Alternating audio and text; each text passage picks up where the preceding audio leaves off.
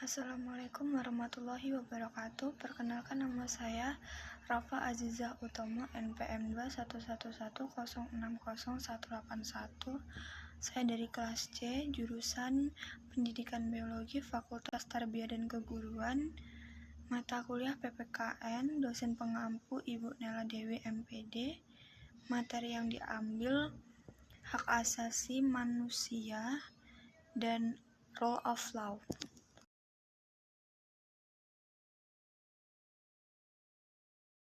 Di sini saya akan menjelaskan materi tentang hak asasi manusia, rule of law.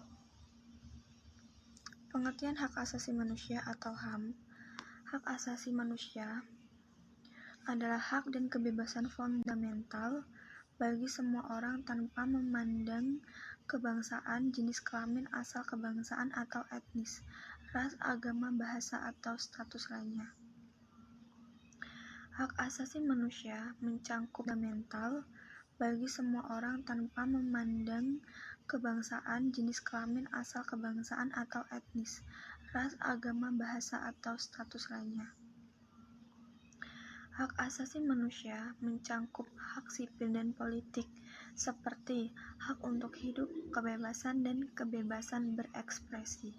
Selain itu, ada juga hal sosial, budaya, dan ekonomi, termasuk hak untuk berpartisipasi dalam kebudayaan, hak atas pangan, hak untuk bekerja, dan hak atas pendidikan. Hak asasi manusia dilindungi dan didukung oleh hukum dan perjanjian internasional dan nasional. Makna hak asasi manusia. Dua nilai kunci menjadi dasar konsep hak asasi manusia. Yang pertama adalah martabat manusia, dan yang kedua adalah persamaan. Hak asasi manusia sebenarnya adalah definisi atau percobaan dari standar dasar yang diperlakukan untuk kehidupan yang bermartabat. Universalitas mereka berasal dari keyakinan bahwa orang harus diperlakukan sama. Kedua nilai kunci ini hampir tidak kontroversial. Itulah sebabnya hak asasi manusia didukung oleh hampir semua budaya dan agama di dunia. Orang-orang pada umumnya setuju bahwa kekuasaan negara atau sekelompok individu tertentu tidak boleh menjadi yurisdiksi yang menjunjung tinggi martabat kemanusiaan semua individu dalam suatu negara. Hak asasi manusia memiliki beberapa karakteristik khusus. Hak asasi manusia berlaku sama untuk semua orang. Hak asasi manusia bersifat universal.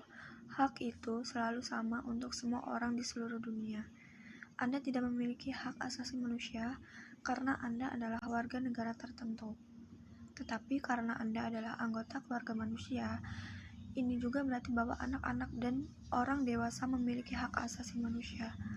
Hak asasi manusia tidak dapat dicabut. Anda tidak dapat kehilangan hak-hak ini, sama seperti Anda berhenti menjadi manusia. Hak asasi manusia tidak dapat dipisahkan. Tidak ada yang dapat mengambil hak karena hak tersebut kurang penting atau tidak esensial.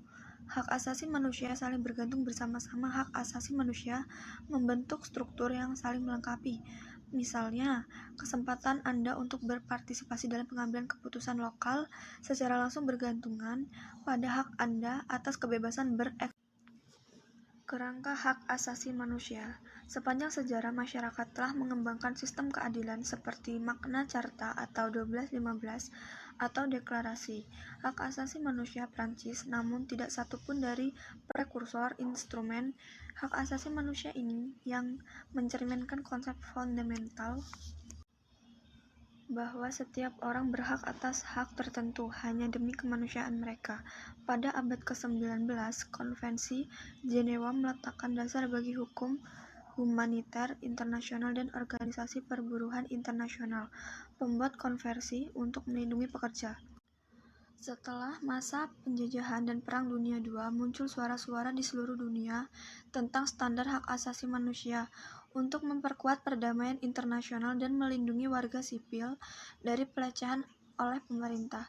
Suara-suara ini memainkan peran penting dalam pendirian Perserikatan Bangsa-Bangsa pada tahun 1945. Hak untuk semua anggota keluarga manusia pertama kali ditetapkan dalam Deklarasi Universal Hak Asasi Manusia atau UDHR Salah satu inisiatif pertama dari Perserikatan Bangsa-Bangsa yang baru dibentuk. Ke-30 pasal ini bersama-sama membentuk pernyataan yang komprehensif dengan hak ekonomi, sosial, budaya, politik, dan sipil.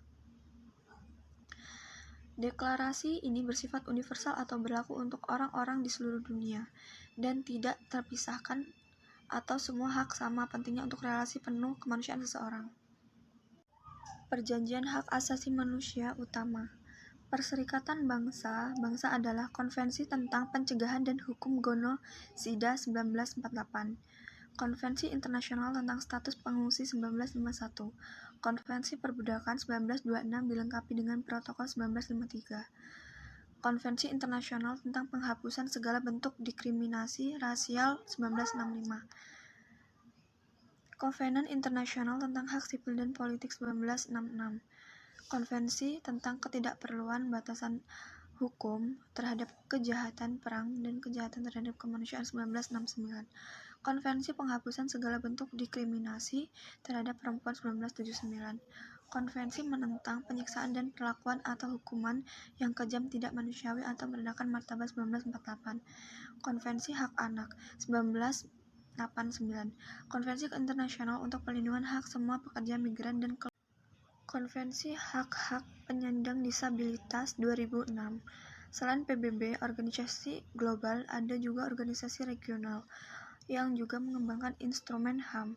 Perjanjian Hak Asasi Manusia Regional ini dirancang untuk memperkuat perjanjian PBB yang tepat menjadi kerangka kerja dan standar minimum di semua bagian dunia. Contohnya adalah Konvensi Eropa untuk Perlindungan Hak Asasi Manusia dan Kebebasan Fundamental atau ECHR, juga dikenal sebagai Konvensi Eropa tentang Hak Asasi Manusia. Diadopsi pada tahun 1950 oleh Dewan Eropa dan sekarang diratifikasi oleh 47 negara anggota. Konvensi Eropa untuk Pencegahan Penyiksaan dan Tidak Manusiawi atau Merendahkan Martabat. Treatment atau punishment diadopsi pada tahun 1987 oleh Council of Europa. Piagam Sosial. Sekian materi dari saya. Hak asasi manusia, rule of law. Jika ada kesalahan atau kurang tepat, mohon dimaafkan, dan kepada Allah saya mohon ampun. Wabillahi taufik wal hidayah. Wassalamualaikum warahmatullahi wabarakatuh.